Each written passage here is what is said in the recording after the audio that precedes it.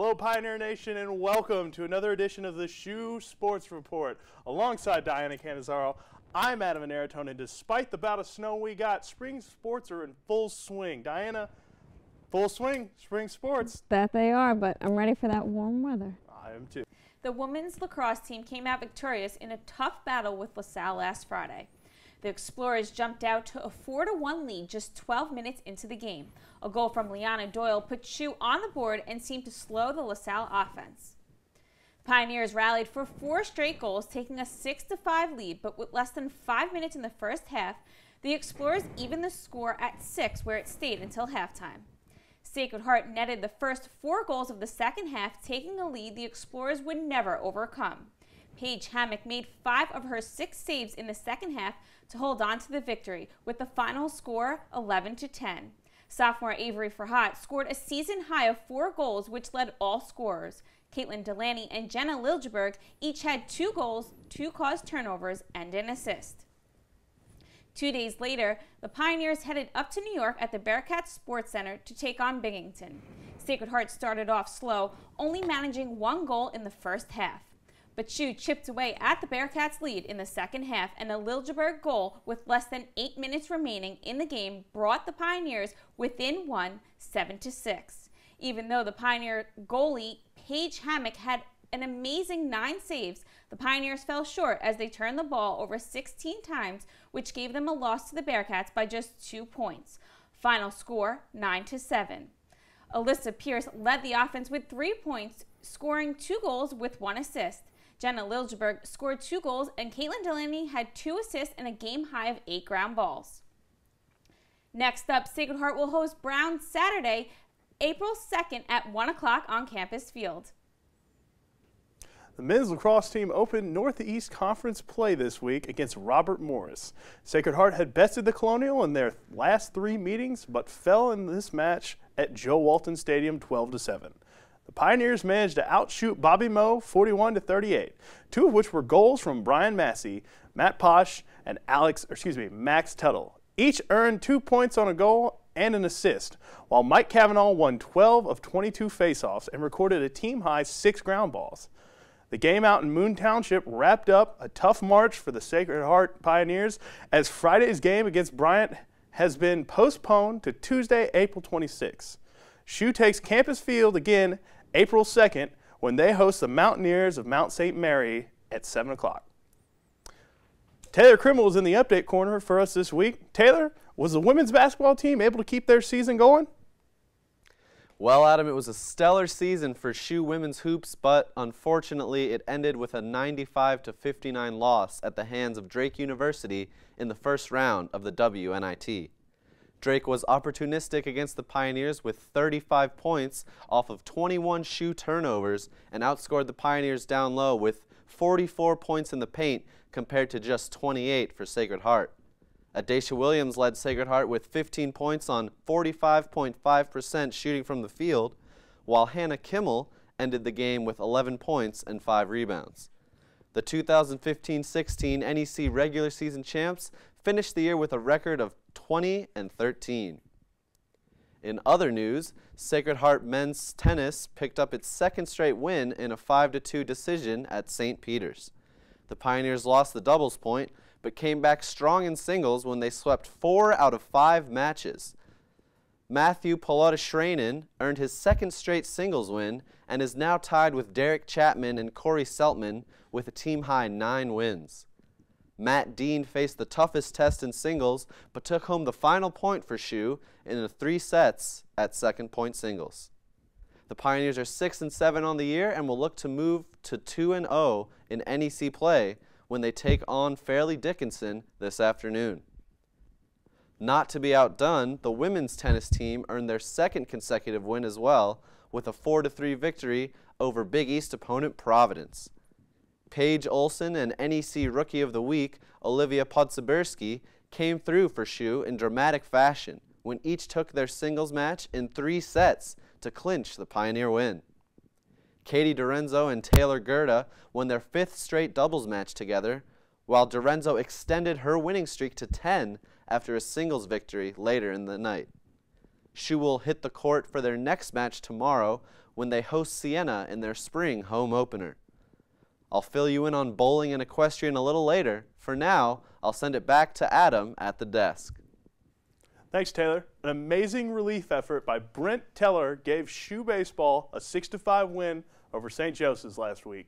2 RBI singles from Zach Short and Ted Shaw in the 8th and 9th innings sent the game into the 10th, where a throwing error by St. Joe's would bring Keith Claybart home for the winning run. Teller only gave up 2 runs after coming to the mound, striking out 6 in the campaign, and going the final 4 innings without allowing a hit. In 18.1 innings, the Sacred Heart pitching staff combined to allow just 10 hits, 2 earned runs, and 18 strikeouts in a doubleheader with Villanova on Saturday. John Sostrich put down the Wildcats in order to start Game 1 before SHU brought 2 men home in the 2nd inning. These would prove to be the only runs the Pioneers needed. The junior would go on to have a career day. He held Nova to 3 hits over 7.2 innings, which is 2.2 innings longer than his previous career-long outing. And he struck out a career-high 7 batters, final score 2-0. A sweep on the day just wasn't meant to be, as 2 errors in the bottom of the 10th inning allowed Nova to take Game 2 3-2. 6 was the magic number for starting pitcher Jason Foley, who only gave up 6 hits and struck out 6 batters in 6 innings with the score tied at 2. Baylor Sandall came on in relief and retired 7 straight batters prior to the 10th. SHU would threaten with a single from Alex Perry and a walk from Ted Shaw to put a runner in scoring position, but the Wildcats left them stranded before taking advantage of a pair of throwing errors to bring home the game winner in the bottom of the inning. Sacred Heart led through 7.5 on Thursday before a Stony Brook rally in the bottom of the 8th inning snatched a win from the Pioneers 4-2. Ted Shaw and Jesus Medina recorded 3 hits apiece in a 10-hit outing for SHU, while Zach Short and Jake Fryer provided an RBI each for the team's runs on the day. In the end, it was the Seawolves' efforts from the mound, 6 pitchers, 8 strikeouts, only 2 walks, and 2 runs that shut down the Pioneers' best efforts. Pioneer Baseball is just heating up as we approach conference play this weekend. Head coach Nick Giaquinto joins Aaron Burrell today in the Coach's Corner to give us more on his squad. Thanks, Dee. We're here with head coach Nick Giaquinto. Glad you can join us today in the studio, Coach. Glad to be here. So you guys have won 4 out of your last 6 games, and conference play is about to start this weekend. Could you tell us a bit about this team's strength? Well, right now it looks like our pitching is our strength. We need to tighten up on defense a little bit. We've been pretty good, and offensively we got to figure out how to score a few more runs. Okay. You guys begin your NEC title defense this weekend at LIU Brooklyn. What challenges do you see coming ahead in conference play? Well, every weekend is a grind because we play a 4-game series, and typically in most conferences it's a 3-game series. So just to grind it out for 4 games over 3 days is physically exhausting, emotionally exhausting. So, you know, we have to really be tough and grind it out. So I think that's the biggest challenge that everybody in our conference has, is really playing 4 solid, consistent games, and particularly on Sunday, which is the last day. Who's going to show up on Sunday and really play their heart out? And let's talk about pitching. It's really, your pitchers are really stepping it up lately. How is the success of each individual helping the staff as a whole? Yeah, our pitching has been doing a great job. Our first weekend, boy, I was scratching my head. It was we struggled a little bit, but since then the guys have come around very, very well, and you know, have shown a lot of improvement. We do have a lot of veterans returning, so we have like James Cooksey. He's going to be starting on Thursday against LIU. And he was our ace at the end of last season. The guy's had a tremendous career. He's a 5th-year student. He graduated in business. Now he's getting his master's. So he's just been a tremendous performer for us for the last 3 years. So he's kind of like the heart and soul of our pitching staff. He's a guy we want to give the ball to. We know we're going to get a great performance. We know he's going to compete every pitch. After Cooksey, we got Jason Foley, who will throw the first game on Saturday. And Foley is he's a pro prospect. He's you know, he's low 90, mid 90. You know, he's up 94, 95 miles an hour at times, and he had a tremendous summer in the NECBL. So he's gotten a lot of attention from the scouts. So we're looking for Foley, and his last 2 outings have been pretty solid. After that is Jesus Medina will pitch the second game of that doubleheader on Saturday, because we play a 9 on Friday, 2 7s on Saturday, and a 9 on Sunday. Medina is a position player too, so Jesus will start at third for game 1, game 2, and then he'll pitch that third game of the series. And Jesus is just a tremendous athlete. Not many guys have the ability to really be pitcher / position player, or position player / pitcher at this level. And our 4th starter is John Sostrich, who just came on strong this year. You know, he had a couple spotty good outings in his freshman and sophomore years, but this year his last 3 outings have been tremendous. And he threw a great game against Villanova, giving up no runs and 3 hits on 7 1/3 innings. And then Alex Perry came out of the bullpen and closed it out. To take it a step further for the guys in the pen, Jeff Stoddard, who's also a 5th-year guy, graduated in business, getting his master's, and he's coming back from surgery, and Stoddy's ready to go. He's ready to come out of the pen, and hopefully we're building him up towards the end of the season. He'll be able to be starting. So. And you guys play at a great facility, the ballpark at Harbor Yard. They're actually going to start serving concessions now, so fans can get a little bit excited about that. What can fans expect when they come out to watch games this spring? Well, I think if I hope they can expect to see a team that just grinds and runs out ground balls and comes out of the box thinking 2 and is backing up and just playing good fundamental sound baseball and just scratching and clawing until the game's over. Thank you so much for joining us, Coach. It's been a pleasure. Sacred Heart is ready to defend their Northeast Conference title on Thursday, March 24th, when they travel to LIU Brooklyn to open up NEC play. First pitch is set for 3 p.m., and you can catch all the action on NEC Front Row. Let's go back to you guys at the desk. Thank you, Aaron. The Sacred Heart men's volleyball team faced Cal Baptist last Thursday evening on Coach by Court. The Pioneers came close to winning the first set, but fell short by just 2 points. Sacred Heart couldn't seem to bounce back, losing the next 2 sets, which led them to break their 2-game win streak and fall 5-12 on the season. Austin Arcala and Chris DeLucci had 13 kills each for the Pioneers.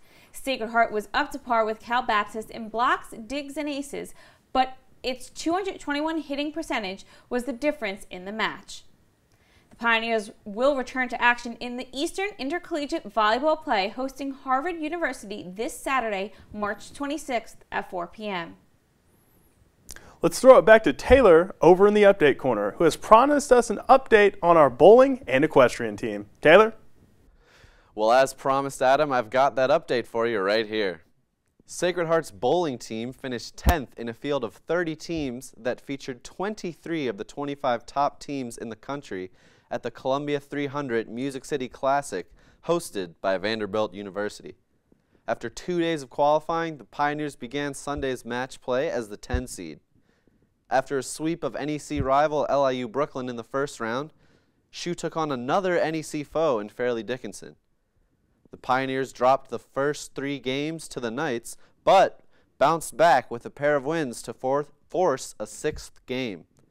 Unfortunately, Sacred Heart dropped down a bracket, falling in the 6th by just 5 pins.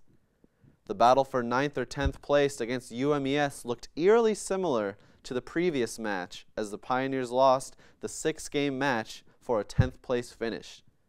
Up next are the NEC Championships at Howell Lanes in New Jersey this weekend, where the 2nd-seeded Pioneers try to take home the title for a 3rd time. The Sacred Heart equestrian team dropped a head-to-head match with Delaware State 13-2 on Tuesday. Melissa Dander earned the team's only point in the hunt seat, and Noelle Bianculli took home the only point in the Western. That's all I've got for you from the corner this week.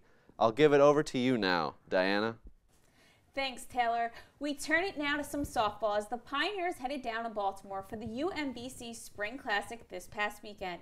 In the first game, SHU took on the Saints of Siena College. Siena jumped out to an early lead with 3 runs in the first, but Victoria DiDario was able to cut the lead down to 1 in the 3rd inning, as she hit a 2-run single to center field, improving the score at 3-2. That was all SHU would get, however, as it went on to drop the first game of the tournament 7-2. In the second game of the day, the Pioneers' late rally was denied as LaSalle held on for a 6-4 win. Down 6-0 after 4 innings, Sacred Heart was able to put up 4 runs in the 5th on Stephanie Appleberg's RBI double before Kellen Fillmore hit her first home run of the season, sweeping in 3 RBIs. Back on the field the next morning, Sacred Heart versed the Explorers as they met for the 3rd and final time this season. Neither team was able to get a run in before the 4th inning. Appleberg got the ball rolling with a double to right field while Haley DeRoders sacrificed herself to send Appleberg home with a fly ball deep into center field. Sacred Heart's McCann struck out 4 and Wiggins and went 2 for 2 with 2 walks in the 4th at-bats, reaching base in every plate appearance, but the Pioneers once again fell to LaSalle 6-4. And that will do it for this week in Pioneer Athletics. For Aaron Burrell, Taylor Crinimal, and Diana Canizaro, I'm Adam Aratone, and we'll see you back here next week.